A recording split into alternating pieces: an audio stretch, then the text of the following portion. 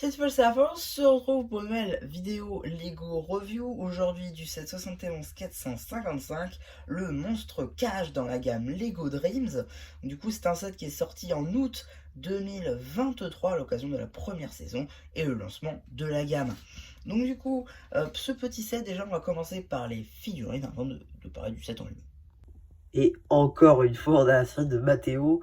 Pour le coup, cette version-là, on la retrouve beaucoup, hein. On l'a donc notamment dans le premier magazine Lego Dreams.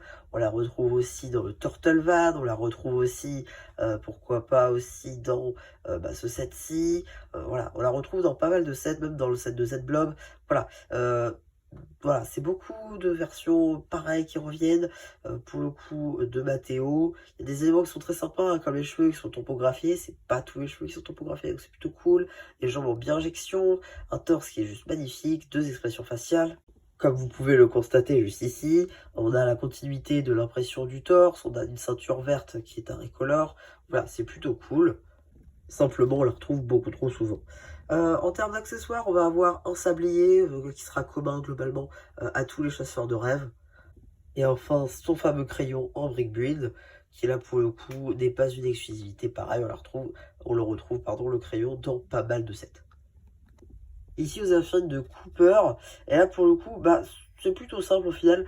On a bon, la coupe de cheveux qui est juste celle de Jay avec un repaint, un recolor du coup en blond. La tête de Cooper qui pour le coup est la même sur toutes ses versions, que ce soit version chasseur de rêve ou ici version civile. C'est pour ça que d'ailleurs que le torse est une exclusivité, hein, puisque cette version civile est exclusive à ce set. Et pour les jambes, pour le coup, c'est des jambes sans impression. Alors qu'on le voit bien dans la série, il y a des impressions sur le torse. Sur les jambes. On a même des impressions à l'arrière du torse, pour le coup plutôt pas mal. Et ici on a une seconde expression faciale, plutôt endormie. Là pour le coup c'est une exclusivité. Donc voilà, on va faire le tour des figues, notamment donc les deux figurines qui sont disponibles dans le set. On va regarder d'abord le petit avion de Matteo en mode Z-Blob. Alors à savoir, c'est qu'on peut le modifier. On peut le faire autrement. Je crois que c'est une espèce de petit scooter volant, mais il y a juste une pièce en plus à changer. Donc voilà, je voulais pas vous embêter avec ça, mais voilà, sachez que vous pouvez faire autrement. Donc du coup, on a des petites commandes ici topographiées. Il y a 0 sticker. Donc ça, c'est plutôt appréciable. Ici, voilà, ça, c'est une topographie. Je crois que c'est une nouveauté d'ailleurs pour celle-ci. Moi, qu'elle soit déjà apparue chez Ninjago, je sais plus. Ici, vous avez la coupelle de Z-Blob qui est déjà apparue donc dans la version robot de ce dernier. Les lance-shooters nouvelle génération. Les petites ailes sur le côté. Là, un petit truc histoire de dire ça tombe pas et ça peut tenir.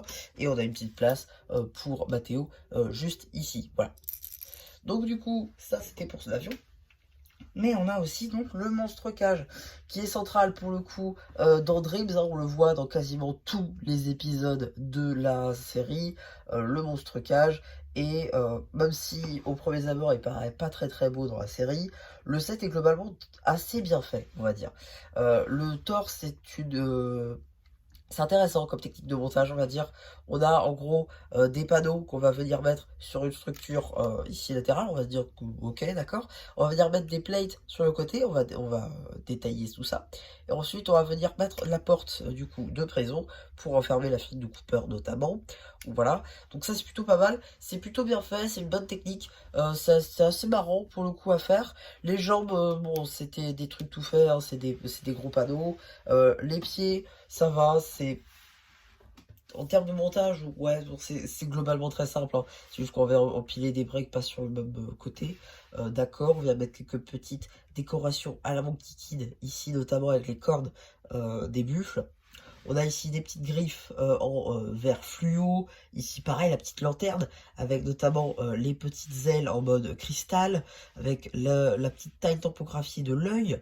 On a aussi la tête tempographiée du monstre cage qui fait beaucoup penser pour le coup, enfin moi ça me fait penser potentiellement peut-être dans un mock à faire anti-Venom avec donc les yeux jaunes et donc la partie avec toutes les rides grises et tout, ça fait grave penser personnellement à Anti-Venom. Donc, pour moi, je trouvais ça sympa.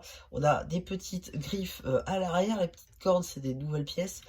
Ça, pour le coup. On a des petites coupelles ici en Dark Pearl Grey. Là encore, voilà.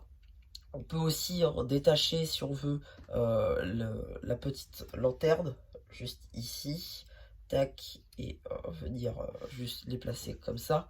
Voilà, globalement, on peut faire un peu ce qu'on veut avec ce monstre cage. Il y a pas mal de choses à faire. Et globalement, si vous arrivez à le trouver à un bon prix, c'est plutôt pas mal parce qu'on va pas se mentir, 38 €, même si aussi bien soit-il, 38 € est beaucoup trop cher pour ce que c'est. Une vingtaine d'euros sera déjà beaucoup plus le bon prix. Voilà un petit peu pour ma review de ce set, j'espère qu'elle vous aura plu. Surtout n'hésitez pas à me dire ce que vous avez pensé dans le post communautaire. Et voilà, bah du coup, c'est ça que j'aurai plu, qui vous dit bye bye.